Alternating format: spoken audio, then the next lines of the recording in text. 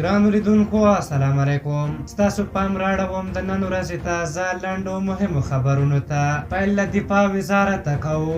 امریکا له افغان هوایي پوځ سره د 4 جنګي الوتکو مرسته وکړه. امریکایي ځواکونو نن افغان هوایي پوځ ته 4 جنګي الوتکې وسپارلې.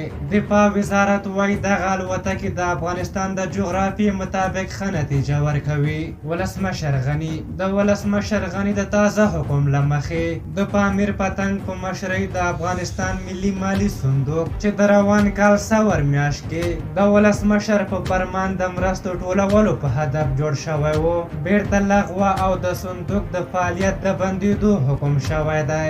لامل یې فساد او نه موثریت ښودل شوی. حنیف اتمر د افغانستان د بهرنیو چارو سرپرست وزیر محمد حنیف اتمر تاجکستان ته تللی او نن له خپل تاجک سیال سره وکتل. په دغه کتنه کې په سوداګرۍ، برېښنا او افغان سوله خبرې شوې.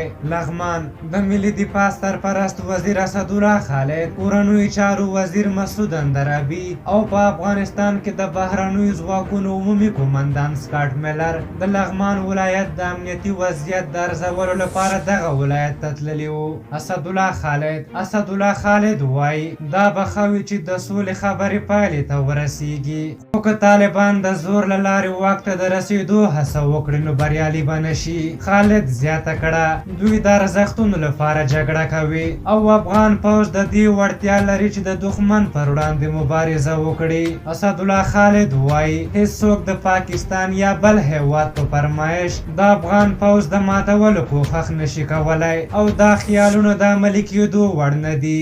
نعیم وردګ د طالبانو د سیاسي دفتر ویان ډاکټر نعیم وردګ د ښځو حقونو ته په اشاره ویلي دوی په دې ښه پوهیږي چې ښځې د اسلام په رڼا کې د زده کړو، کار او سوداګرۍ حق لري او په راتلونکي نظام کې به ښځې د اسلام په چوکاټ کې خپل ټول حقونه ترلاسه کړي. او وروستی خبر دا دی چې د ټرمپ په منځګړیتوب اسرایلو سره د اماراتو او بحرین د اړیکو تر عادي کېدو وروسته یو یهودي میلیاردر د امریکا په راتلونکو ټاکنو کې د ټرمپ د بریا لپاره له نوموړي سره له 100 تر 50 میلیونو ډالرو پورې د مرستې اعلان کړی. په هر حال دا د نن ورځې تازه لنډ او مهم خبرونه. تر بیا چې ستاسو چوپړ ته راځم په یو بخښونکي خدای مو سپارم. د الله په امان.